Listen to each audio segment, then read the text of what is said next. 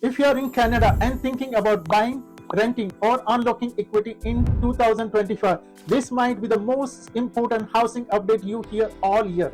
But before we start, hi, my name is Dave Merritt and I am an award-winning realtor. And as they say, Dave Merritt has guaranteed home selling systems. I have been helping people buy and sell their homes for over a decade now, and something like this is totally unprecedented. If you stick with me until the end, I will share a bonus tip for you. So let's not waste much time and get started.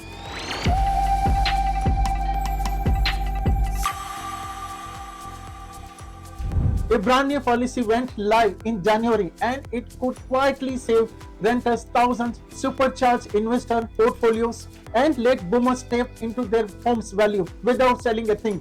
But here's the catch, the window to act early is shrinking fast. In this video, I will break down exactly how the new refinancing rule works, who qualifies, and why this could either unlock massive opportunity or leave a whole generation even further behind in the housing market. What is the policy? In October 2024, this Canadian government made a big announcement.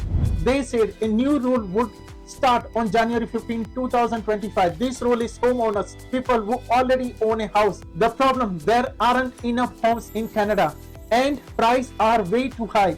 Many people, especially young families and the renters, are having a hard time finding the place to live. The government wants to fix this by helping people build more rental units like basement apartment or small homes in their backyard. So they made a new rule. If you add a legal rental unit to your home, you can now refinance your mortgage for up to 90% of your home's new value.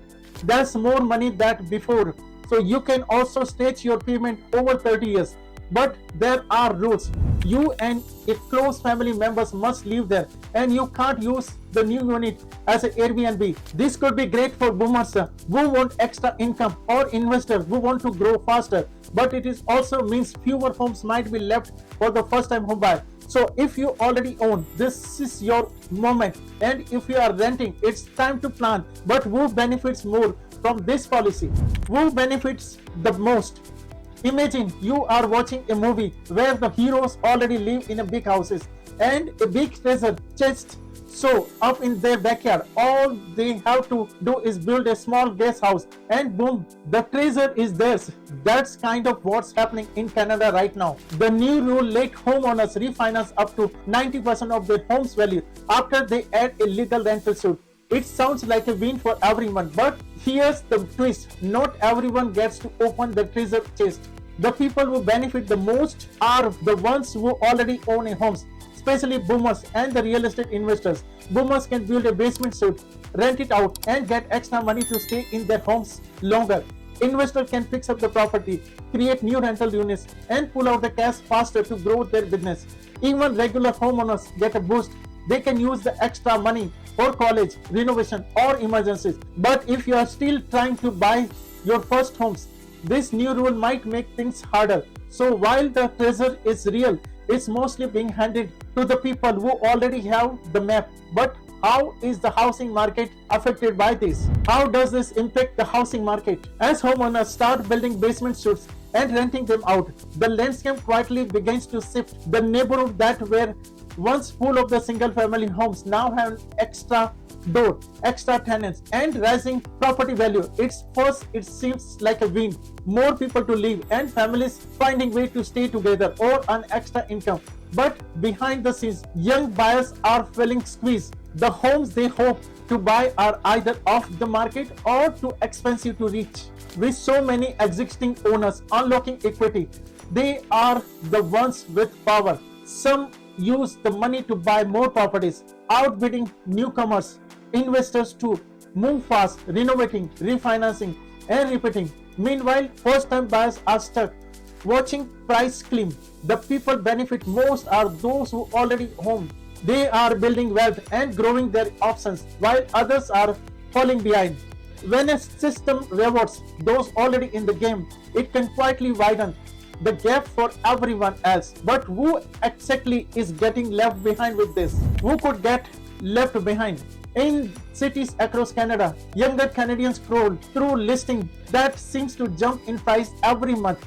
They are saving budgeting, and cutting back. Still, the finish line keeps moving. As more properties get snapped up by owners refinancing their equity, the competition gets fierce. Immigrants too step into their crowded field, often without the same finance head start. Renters feel it next. The landlords see rising home value and raise rent to match. For many, the dreams of owning a home start to fade. It's not just about saving anymore, it's about catching up in the game that's already halfway played. Those without property are stuck on the sideline while owners play often with built-in advantages. And while the street may look the same, the gaps between those with homes and those without keeps getting the wider. The hard truth: when one group moves ahead too fast, others risk being left behind. But what if I told you this could actually be a blessing if you are looking to rent? How could this help the renters? In the middle of a crowded Toronto rental market, Maya finally found a place that felt right. A cozy basement apartment in a quiet neighborhood near the subway. A year ago, this unit didn't exist, but here landlord, after fixing up the space properly, turned it into a legal renters. Renters like Maya, this kind of changes matters. It means more choices, safer spaces, and a chance to live in communities that used to feel out of reach. A more of this rental news pop up. Competition between the landlords slowly starts to replace desperation among the tenants. Price don't fall overnight, but some renters get breathing room. A few even start thinking ahead, maybe co-buying, maybe renting to own. The dream of the homeowners keeps still feel far, but no longer impossible. If you are still watching this video, it means you liked the video and found it helpful. Please make sure to subscribe my channel for more videos like this in the future. Here is the bonus tip for you. The new mortgage rule isn't just about money, it's also changing how families live together. Now people can build a small suite in their home for the parents, adult kids, or other relatives. Everyone gets their own space, but they stay close to support and connection. It's great for older parents who want to be near family, or for young adults saving for their first homes. These suites can also be rented faster or used during the retirement. As homes get more expensive, this kind of living makes sense, and it might soon become a normal for many families across the Canada. Now that you have seen who really wins and who gets left in Canada new housing game, you are better prepared to make smart moves in the changing market. Whether you are a homeowner thinking about refinancing, an investor eyeing your next step, or a renter planning your futures, understanding the ripple effect of policies like this give you an edge. I am Dave Merritt, an award-winning realtor, here to break down that matters and help you turn insight into the action. If you are planning to buy, invest, or build, especially with this new rule coming into play, my contact information in the description. Let's build a strategy that works for you. Don't forget to subscribe me and follow me on social media for more no flops real estate breakdowns. Thanks for watching, and I will see you in the next video.